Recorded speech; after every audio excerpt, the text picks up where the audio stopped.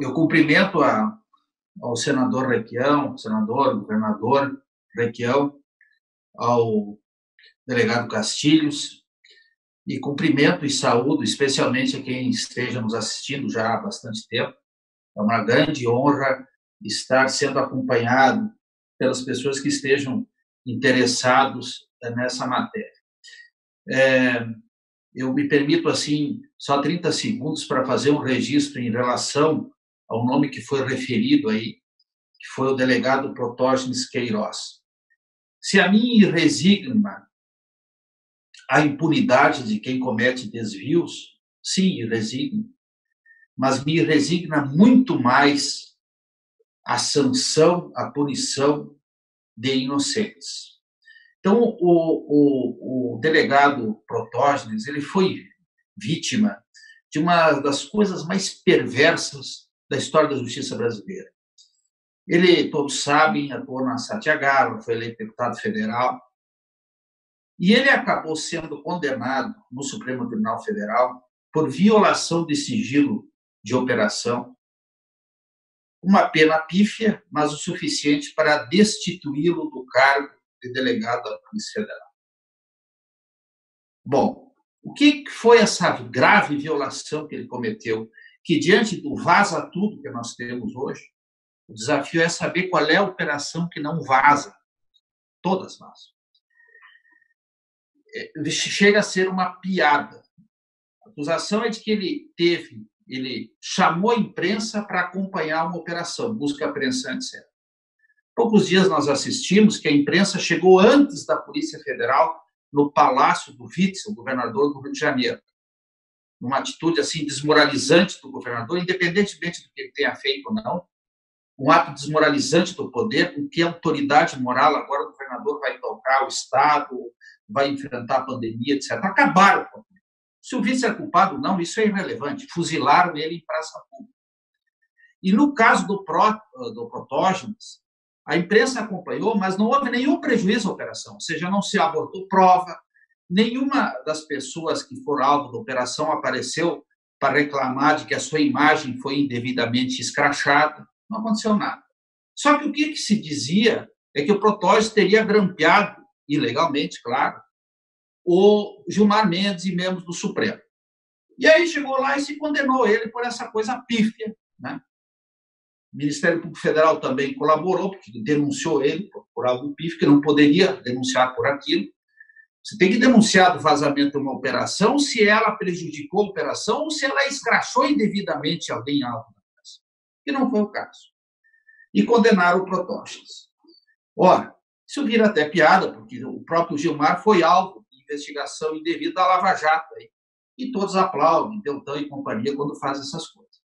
Eu quero registrar isso, porque é uma questão histórica importante. Foi uma perversidade o que fizeram com o Protógenes. Eu vou fazer assim só uma exposição bem sintética, para não cansar quem está assistindo, a respeito da CC5. Doutor Celso, só eu queria acrescentar às considerações que o senhor fez sobre o ex-delegado Protógenes Queiroz, que eu subscrevo na integralidade, que ele se encontra asilado aqui do país em que eu estou, na Suíça, só que ele está mais lá para a região de Genebra, que entendeu que ele era um perseguido no Brasil e por isso concedeu o asilo. E ele luta, né, e sonha com a votação de uma anistia no Congresso, já que no Judiciário ele foi condenado injustamente. Eu acho muito difícil que isso venha a se concretizar. Eu acho que ele vai passar os dias dele na Suíça. Exatamente. Então, é uma situação realmente dantesca e aberrante que nós temos na justiça brasileira. E até como é que ele foi jogado para o Supremo? Que ele, fatalmente, até porque ele não teve muita sorte na distribuição do processo em São Paulo, caiu na mão de um juiz que já prenunciava uma condenação dele, mas ele ia ter direito a recurso ordinário para o TRF. Ele, com a eleição do Supremo, ele ganhou o foro privilegiado, né? E veja, se é o critério que o Supremo adota hoje de foro privilegiado, porque assim, a lei e a Constituição não mudam no Brasil, mas o Supremo muda tudo, muda a interpretação. O foro privilegiado já mudou inúmeras vezes. E a última mudança, ele diz o seguinte, que mesmo exercendo o cargo, sujeito ao foro privilegiado, se o fato diz respeito a quando a pessoa não tinha o foro, permanece em primeiro grau. Então, ele permaneceria em primeiro grau, ou seja, trâmite normal. Mas, de qualquer forma, está feito o registro. A CC5, por que é a CC5? É a Carta Circular número 5 do Banco Central de 1969. Já faz algum tempo. Como diria o nosso querido saudoso Brizola, vem de longe essa história, vem de muito longe. Tá? Essa, como muito bem o delegado Protógenes explicou, na verdade era para meter dinheiro para, diz assim, domiciliados no exterior. Pode ser brasileiro, pode ser estrangeiro, multinacional, mas que tem algum domicílio no exterior. Essa é a função básica dela. E também, bem explicou o Protógenes, que quando se autorizou essas contas CC5 em Foz do Iguaçu, Ponta Porã e tal, com a ideia de que era para repatriar o dinheiro brasileiro que é deixado do outro lado da ponte, do outro lado da fronteira, pelos compristas, etc. O que começou a acontecer nessas contas CC5? Elas começaram a ser abastecidas por laranjas. Então, o laranja abriu uma conta comum, que recebia essa dinheirama toda aí que o Protógenes explicou, de dinheiro sujo, e a Castilho. Isso, perdão, desculpa. O Castilho explicou, da conta do laranja, então ia para a conta CC5, propriamente dito. E em nome dele ia para o exterior. Doutor Celso, eu não sei se o senhor concorda com aquele ditado que uma imagem vale mais do que 1000 palavras, mas o fato de eu ter jogado na rede pela primeira vez a listagem das CC5 possibilitou que centenas de pessoas, se não milhares, se debruçassem e fossem cruzar os endereços que aparecem no relatório que o senhor preparou e mandou para a CPMI e olhar olha como a tecnologia, naquela época não tinha, doutor Celso, mas com o Google Earth e olhar o endereço. E aí eu vou mostrar aqui o que é um laranja, que movimentou o que seria equivalente hoje, aplicando CDI, 14 milhões de reais. Um endereço na Paraíba muito humilde, que exemplifica perfeitamente o que o senhor está falando. Infelizmente, vocês que estão aqui não vão ver, mas quem está em casa vai ver. Isso mostra como o trabalho da rede, que pela primeira vez está tendo acesso a esses documentos, graças ao nosso trabalho aqui, está vendo, e a gente quer descobrir quem está por trás desse laranja. Então, o Germano fez essa publicação aqui, ó. Preste atenção ao endereço. Aí está aqui lá um recorte do relatório que o senhor preparou, doutor Celso, enviou à CPMI em 2003. Aí pegaram aqui o endereço e ele foi no Google Earth. É esse endereço aqui, bastante humilde, no interior lá da, acho que é Paraíba, né? Da Paraíba. Certamente, quem mora nesse endereço não tem condições de remeter o que seria o equivalente a hoje, aplicando CDI 14 milhões de reais. Isso me lembrou imediatamente o relato do presidente do Banestado, então, quando chegou ao senador Roberto Requião, então governador aqui, falou, governador, a gente foi lá dar uma olhada e o CPF da pessoa lá que faz a remessa mais alta na agência de Foz do Iguaçu é o do vendedor de cachorro-quente na porta da agência. Ele está remetendo bilhões para fora. Então, é isso aqui. A gente precisa saber quem está por trás desses laranjas, que às vezes até a despeito. O senador me relatou isso outro dia, dizendo que esse coitado, o vendedor de cachorro-quente não sabia, e foram olhar um senhor corretíssimo, que só vendia o seu cachorro-quente, vivia lá na informalidade. No entanto, usando os dados dele, movimentavam bilhões e bilhões de dólares naquela altura, procurador Celso 3. Abra aí seu microfone. Está fechado. Que nós tínhamos, o modus operandi da passagem, como explicou o delegado, nós começamos a receber, eu acredito que em função dessa provocação inicial que o senador Requião referiu aí, que quando governador ele fez lá, do Banco Central, algumas notícias de laranjas que faziam isso. Por quê? Porque a legislação sempre foi muito rígida. Sempre que houver indicativos de que haja possibilidade de delinquência, sonegação fiscal e tal, deve ser feita a representação ao Ministério Público Federal e à Receita Federal. A normatização da CC5 era uma normatização bem feita. Ela dizia que o Banco Central tinha que vigiar o tráfego dessas contas. Ele tinha que vigiar. Muito bem. O que nós... É uma longa história que se arrastou, mas, resumindo, o que a gente detectou com o passar do tempo? Que o Banco Central estava mandando para o Ministério Público, e depois ia para a polícia, para a inquérito e tal, apenas aquilo que ele queria mandar. Que, na verdade, tinha muito mais situações ilícitas e que eram ocultadas. A partir do mergulho nas normas do Banco Central, e dos fatos e das contradições. Eu requeria a justiça, então, eu atuava em Cascavel. Primeiro que viesse, então, todas as remessas para o exterior da competência da Justiça Federal de Cascavel, que abrangia 50 municípios na região, do oeste do Paraná. O Banco Central esnobou, porque o sistema financeiro ele trata os demais setores, especialmente o Estado brasileiro, com desdém. Isso é uma característica, né? Eles acham que ninguém sabe nada e que eles mandam em tudo, até por certa razão, porque eles mandam mesmo. E foi desdenhosa a resposta do Banco Central sempre à justiça, que pedia os esclarecimentos. Então, eu demonstrei, olha, eu quero da região de Cascavel. Eles diziam, não tem de Cascavel, não é possível discriminar. Ora, como é que não é? Agora mesmo você diz, tem o endereço da pessoa, CPF, etc. É bom lembrar que desde a época do quórum, do escândalo do quórum, o sistema bancário passou a ter uma série de obrigações de comprovar que a pessoa, aquela que abre a conta, ela minimamente existe, tem um endereço, etc. Bom, aí foi aumentando. Bom, já que não dá para vir da região, que vem do estado do Paraná.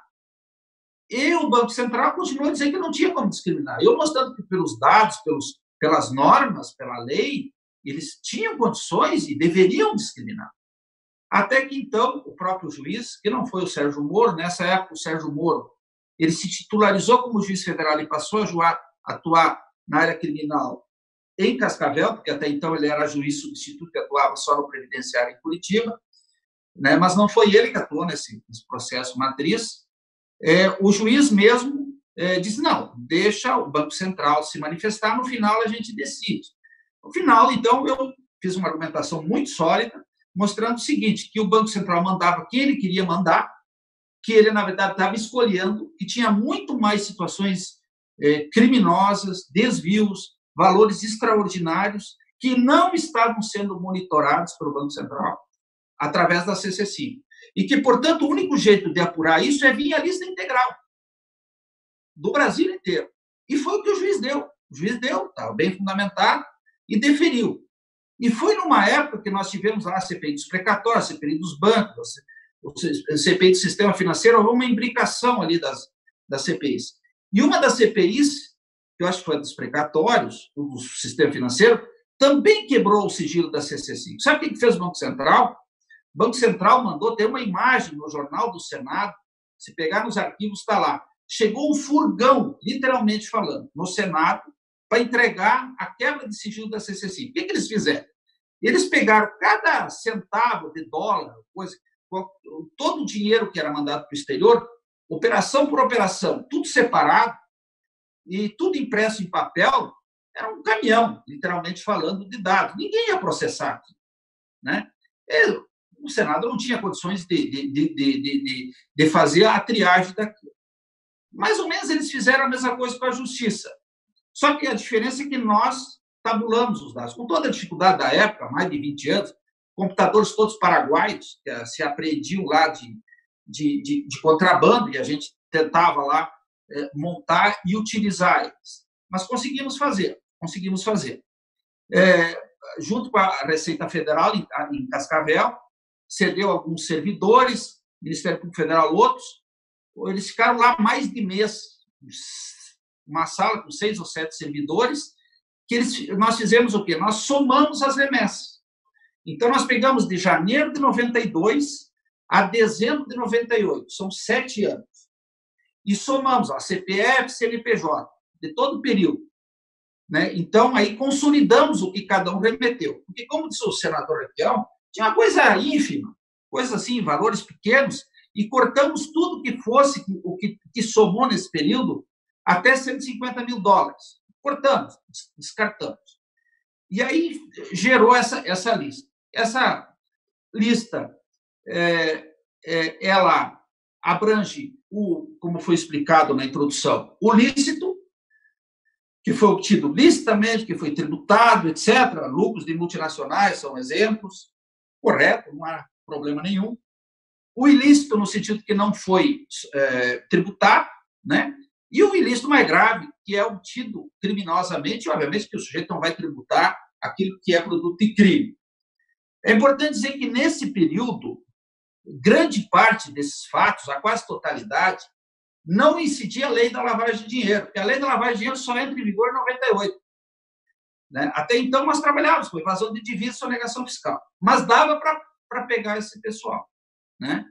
E aí, o que nós decidimos? Né? Nós decidimos, olha, qualquer ação que entrar no TRF da quarta, que não era nem parecido com a turma da Lava Jato, tem outras histórias sombrias aí a respeito, vai trancar essa investigação, porque, na verdade, o fundamento da quebra de sigilo, de que você tem alguns que desviados e que, portanto, tem que devassar todos, ela não se sustenta.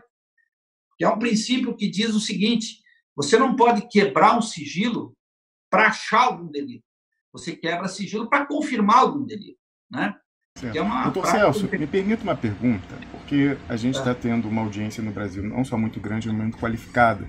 Então está havendo ao vivo a reação de jornalistas, pessoas aí que, inclusive, protagonizaram o noticiário um ano atrás com a história do Vaza Jato, ao qual a gente fez alusão aqui ainda agora.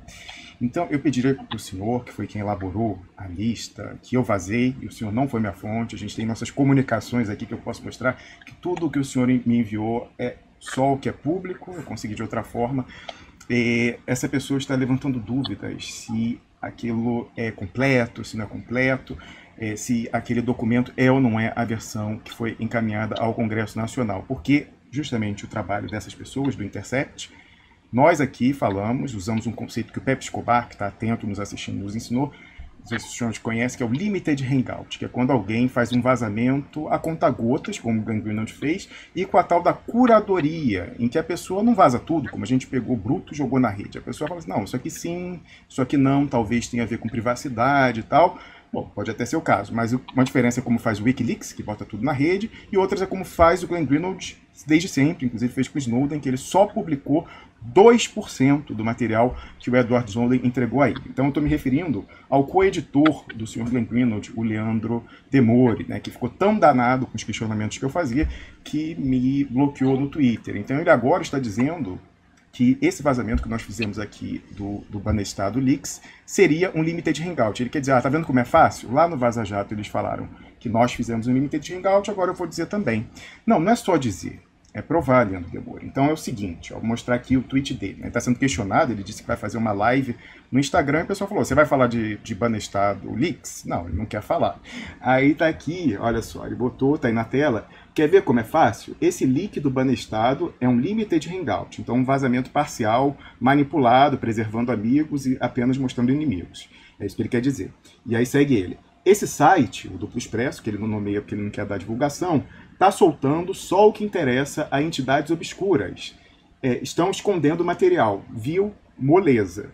Não, não é moleza, e porque a gente vai desmontar aqui o que você está falando, Leandro Demore, porque você está certamente mal intencionado e está passando recibo de desonestidade intelectual. Porque na nossa publicação, diferentemente da que você fez, estão os arquivos completos. Então, mais uma vez, eu republiquei. É só você ir no programa de hoje, lá em duploexpresso.com, o título é Banestado Leaks, a verdade finalmente revelada, Duplo Expresso, 5 de julho de 2020. Aí, depois da descrição do programa, está aqui mais uma vez os links. Ah, peraí, está na tela errada, um segundo. Vou botar aqui a correta. Agora sim, a publicação do programa está aqui. E aí você embaixo vê os hiperlinks para você pegar volume 1, volume 2, volume 3. E nós não soltamos assim recortes de chat, avulsos, novelizados durante 2 meses, 3 meses. Não, a gente jogou tudo de uma vez e sem nenhuma tarja. Não tem nenhuma tarja aqui, ó, e documento com procedência e destino identificado, carimbado literalmente aqui. Cópia do relatório entregue à CPI dos bancos.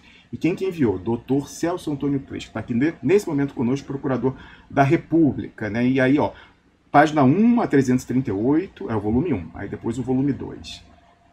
De 339 a 750 e o volume 3 de 751 a 1089. Não há nesses documentos nenhuma tarja. E ele foi publicado na integralidade. Documento que o senhor, Dr. Celso Preis, encaminhou à CPMI há quase 20 anos, no ano de 2003, ano do senhor de 2003. Agora eu vou mostrar o que é um Limited Hangout. Limited Hangout é o que o senhor participa. Então, numa das publicações que eles fizeram do Vaza Jato, e está aqui um print screen, né, da matéria deles, eles relataram uma reunião, na verdade um chat de Telegram entre o ex-ministro Sérgio Moro e o Deltan Dallagnol. E aí nessa conversa do dia 7 de dezembro de 2015, o Sérgio Moro indica uma possível linha de investigação para o Deltan Dallagnol para pegar os filhos do Lula. E aí ele fala o seguinte, olha, vai nessa que é quente, eu não estou transcrevendo literalmente, quem quiser vai lá no meu Twitter, é fácil encontrar, é só botar o meu Twitter, Rômulo Maia, e jogar Cardoso, com Z, né, o ex-ministro da Justiça, você vai encontrar esse resultado com muita facilidade. Aí está aqui o seguinte, ó, qual foi a fonte do Sérgio Moro que ele repassa ao Deltan Dallagnol para que vá pegar os filhos do Lula? Ele fala, supostamente, né, eu soube disso aqui porque isso que o Lulinha e o outro irmão seriam grileiros de terra no Centro-Oeste, disso que trata essa nova linha de investigação, foi comentado com... Isso aqui é um limited hangout. A gente não sabe quem foi comentado, que foi a fonte do Moro. Está aqui, ó. Suprimido, suprimido, suprimido. 3 palavrinhas de nome. Suprimido, suprimido, suprimido. Que, por sua vez, repassou a informação até chegar aqui. Sabe quem é o suprimido, suprimido, suprimido? É o então ministro da Justiça do governo do PT, José Eduardo Cardoso. Suprimido, suprimido, suprimido, José Eduardo Cardoso. Aí você fala, Rômulo Maia, como você sabe? Porque pessoas próximas ao processo me deram a dica, eu não sou assim tão inteligente para saber disso, pessoas próximas ao processo que conhecem perfeitamente o papel de José Eduardo Cardoso na prisão do ex-presidente Lula e a articulação que ele fez para possibilitar isso, e mandaram essa dica aqui, ó, ver quem que baixou lá em Curitiba, nessa época, dezembro de 2015, secretamente, num voo secreto da FAB, que acabou vazando, para conversar com o Sérgio Moro, uma viagem de 8 horas, não podia ser pelo telefone não, porque acho que o Cardoso segue aquele conselho do Dr. Tancredo, que diz que telefone é só para marcar consulta no dentista. Então, para não ter perigo de grampo, o José Eduardo Cardoso e a cúpula da Polícia Federal pegaram um voo secreto da FAB, está aqui a matéria da Época, a revista Época, do dia 11 de dezembro de 2015, ó, você vê então coincidência temporal, com o título A Viagem Secreta de Cardoso ao Centro da Lava Jato.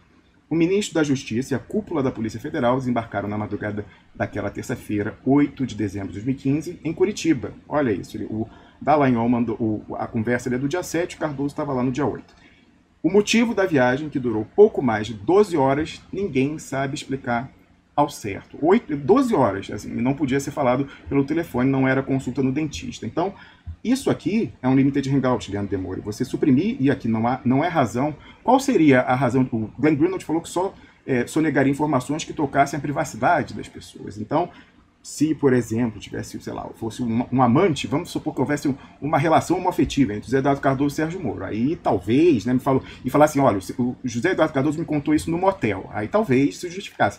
Agora, não sendo esse o caso, né, aliás, os dois, ao que consta, são heterossexuais, né, o Moro casado, o José Eduardo Cardoso aí inclusive um sedutor e tal, e não há aqui referência a motel, nada disso, então não parece tocar o âmbito da privacidade. Então eu queria que fosse explicado e finalmente levantado esse sigilo. Qual foi a fonte do Sérgio Moro quando o José Eduardo Cardoso se dirigia para se encontrar ele em Curitiba, 2 meses e meio antes da condução coercitiva do ex-presidente Lula? E a gente tem informação porque depois José Eduardo Cardoso acabou admitindo, no dia da prisão do Lula, no sindicato, numa reunião em que estavam Gleisi Hoffmann, Dilma Rousseff, ele próprio José Eduardo Cardoso, o Lula e os advogados do Lula, ele admitiu que essa viagem, que ele foi lá para Curitiba e ficou apenas 12 horas, foi para ele e o Sérgio Moro elaborarem um plano de prisão do Lula, porque era disso que se tratava. O Lula não ia ter condução coercitiva para ser tomado seu depoimento, ele ia ser embarcado em Congonhas, no dia 6 de março de 2016, chegando em Curitiba,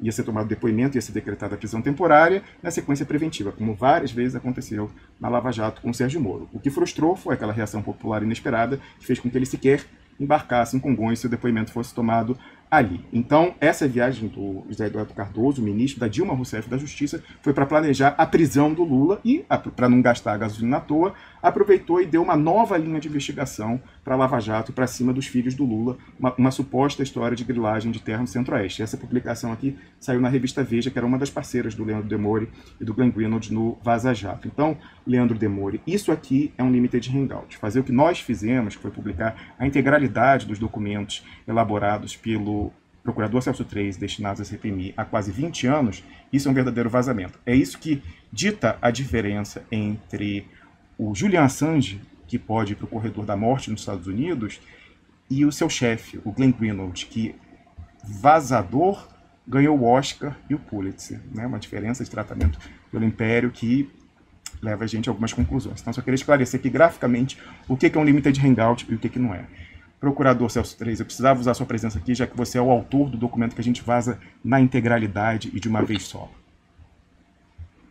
Não, então, só para concluir, aí a partir disso, então, dessas situações que nós fizemos essa condensação, essa soma de que cada pessoa física e cada pessoa jurídica do país remeteu de janeiro de 92 a dezembro de 98, somou 124 bilhões de dólares, né? Nós somamos, tirado todos os abaixo de 150 mil dólares, os remetentes.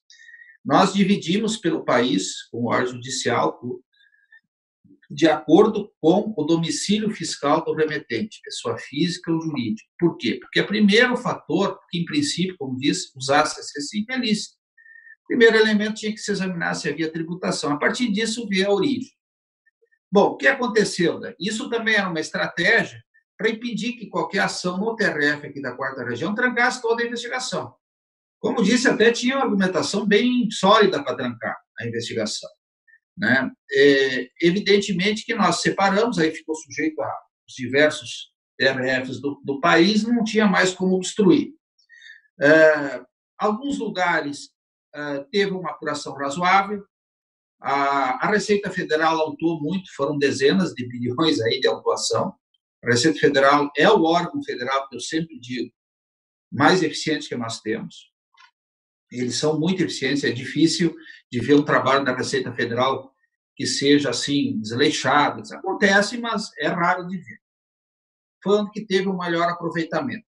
Em alguns lugares, grande parte, não aconteceu nada, como aqui no estado do Rio Grande do Sul.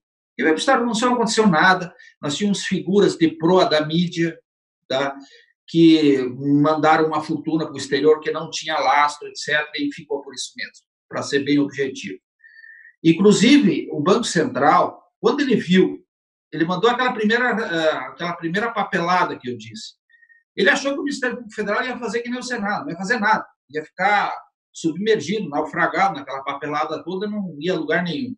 Aí, quando ele viu que deu o estrondo, que a gente tinha feito a catalogação e a distribuição para todo o país, etc., ele mandou uma segunda relação. Não, a primeira está errada. Erramos. O estagiário errou aqui. Tá. Só que aí o que a gente fez? A gente pegou, a segunda relação estava melhor, estava um pouco mais editada e tal. E nós fizemos a crítica das diferenças, ou seja, o que era diferente da primeira e para a segunda. Então, aí ficou muito claro, a Rede Globo desabou. A Rede Globo tinha, assim, como se fosse 10x de remessa, passou a ter 2x de remessa. Grupo de mídia aqui do Rio Grande do Sul, RBS, aconteceu a mesma coisa. E outros também aconteceram, donos do poder do Brasil lá fora. Bom, o que a gente fez? Quando mandou para esses lugares, que é, por exemplo, Globo vai para o Rio de Janeiro, tal e tal, de acordo com o domicílio fiscal, a gente fez esse registro, está lá registrado. Olha, a primeira lista tinha X, na outra lista tinha Y. Então, tem que apurar. Dentro desse rol todo da CC5, tinha o Banestado, tinha o Araucária. O Araucária era curioso, porque o Araucária, assim como outros bancos pequenos, eles não tinham ativos, era um traço. Eles tinham um ativo escrito lá no Banco Central que eles tinham ativo, mas pegar as consultorias econômicas que o mercado respeita, elas colocavam um traço assim no patrimônio líquido desses bancos. Porque eles não tinham. E o Araucária não tinha operações. O que eles faziam? Ele tinha 2 ou 3 agências que ele operava com folha de pagamento de prefeitura, 1 ou 2, não tinha capital nenhum. E ele mandou em nome próprio, e o banco não pode mandar através da CC5 em nome próprio. Ele não pode fazer isso. Porque claramente ali não é o dinheiro dele, está indo para o exterior, ele está mandando dinheiro terceiro, está lavando. Então ele tem que declarar de quem é aquele dinheiro. Então era muito flagrante que aquilo ali se destinava ao ilícito. E assim todos foram. Né? Como bem declarou aí o delegado Castilhos, realmente identificar o dinheiro no exterior era a grande sacada. E na época a gente não tinha essa perspectiva, não tinha mesmo, por instrumentos legais, por dificuldades, por toda a ordem. Realmente não tinha. Um dos grandes êxitos da Lava Jato foi exatamente identificar o dinheiro no exterior. Porque aí é a materialidade pura, né? O sujeito recebeu o dinheiro lá, de alguma forma. Então, a partir disso, você tem um instrumental bárbaro. Mas, veja, a CC5, mesmo assim, mesmo trabalhando internamente, você tinha a possibilidade de pegar. Porque o pessoal era incauto, eles depositavam na conta dos laranjas, de uma forma geral, era o verdadeiro titular do dinheiro. Então, era um trabalho de formiguinha ali, mas podia ser feito. O Castilhos falou com razão que naquele início lá em Foz do Iguaçu se andava em círculo na investigação, o delegado realmente só ouviu o laranja, lá não adianta ouvir o laranja ouviu, ganhou 500 pila lá, 500 reais, foi lá e assinar que a conta dele do banco era dele, não era. Né? Então tinha que ir além, investigar para dentro, sim, quem depositava na CC5, mas de uma forma sistemática, levaram tudo para Brasília e ficava investigando os laranjas, não adianta. Né? E no exterior, realmente, eram as duas pontas ali que eram importantes. E, de fato, eu fiquei assim bem decepcionado. O que nós tivemos de relevante que, em 2003, quando assumiu o Fonteles, o Cláudio Fonteles, como Procurador-Geral da República, foi o primeiro Procurador-Geral nomeado pelo Lula, Fonteles que até compôs lá, foi o primeiro que foi indicado nessa lista tríplice aí, que é espontânea, o presidente, como o Bolsonaro não obedeceu, o Lula que inaugurou isso, de aceitar a sugestão. O Fonteles fez uma força-tarefa CC5 funcionar em Curitiba, como é a Lava Jato. Até alguns procuradores que atuaram na Lava Jato estavam lá na época. E eles, o Sérgio Moro já estava lá, porque ele sai de Cascavel, vai para Joinville e depois vai para Curitiba, titula então essa vara, que ele ficou lá, até sair para ser ministro da Justiça, e aí eles tocaram. Eu não acompanhei mais a investigação para e passo, tinha toda essa dificuldade da legislação, toda essa dificuldade aí que o delegado descreveu muito bem, da investigação do exterior. Eu até quero que o delegado depois fale um pouquinho, porque teve um período ali que os procuradores da República foram para Nova York, foram para buscar o mesmo que o delegado tinha ido buscar. Gostaria que ele falasse um pouquinho disso, sobre a atuação do EPF na época. E, por último, assim, porque por ser um pouco mais breve agora, porque nós estamos nos estendendo há muito, eu só quero amavelmente discordar do delegado Castilho quanto à relação, quando o Moro fala ali, o objeto não é a Lava Jato, mas é o que a Vaza Jato revelou do comportamento do Moro ali. Não, aquilo não é normal de um juiz, não é normal, está errado. O juiz ele não pode comandar a operação. Tem coisas ali vergonhosas. O juiz revisa a denúncia, recebe a denúncia como se o procurador, no caso era uma procuradora da República, fosse um estagiário dele.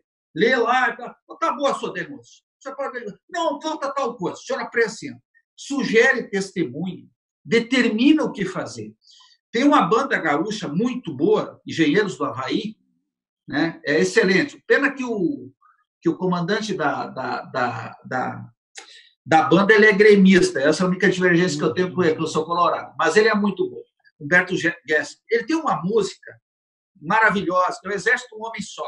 E uma parte ele diz o seguinte: jogo que não há juiz, não há jogada fora da lei. Essa é uma frase antológica, é daquelas que, se os romanos tivessem dito, estariam gravadas em bronze. Jogo que não há juiz, não há jogada fora da lei. Então, o juiz não pode, óbvio que ele não pode, ser o investigador. Ele até pode ter muito boa intenção, só que daí ele vai começar a investigar quem ele quer investigar. Ele não vai investigar os outros que ele não quer. Então, ele tem que manter a neutralidade. É gravíssimo aquilo que acontece do juiz. E não é assim que acontece no dia a dia no foro, não. O procurador fala, que o juiz fala, o delegado fala, mas não dessa forma, de armar. Diz, olha, nós vamos lá, vai ter tal prova, nós vamos buscar tal coisa. Não, aí não. Isso não é assim, mas não é mesmo. Eu sempre digo, a Lava Jato teve a maior investigação de corrupção da história do Brasil e talvez do mundo, uma das maiores do mundo. Por quê? Pelos valores desviados, os valores recuperados a alta cúpula política do país e o número de políticos envolvidos. Doutor Celso, agora, me permita divergir. A gente está aqui falando da verdadeira maior, que é a Banestado.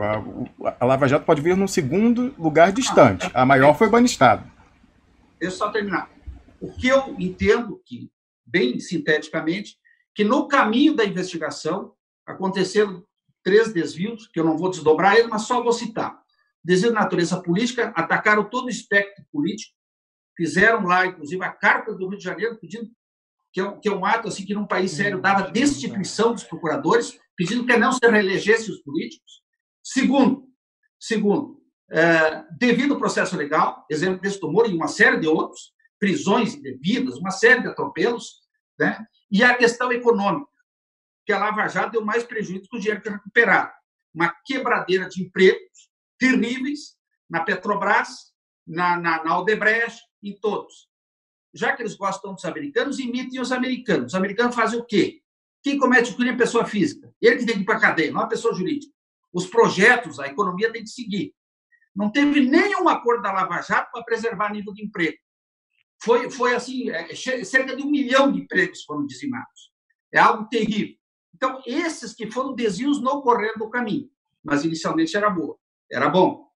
Foi bem feito, o início dela foi bem feito. Então, apenas esse o aspecto que eu queria colocar.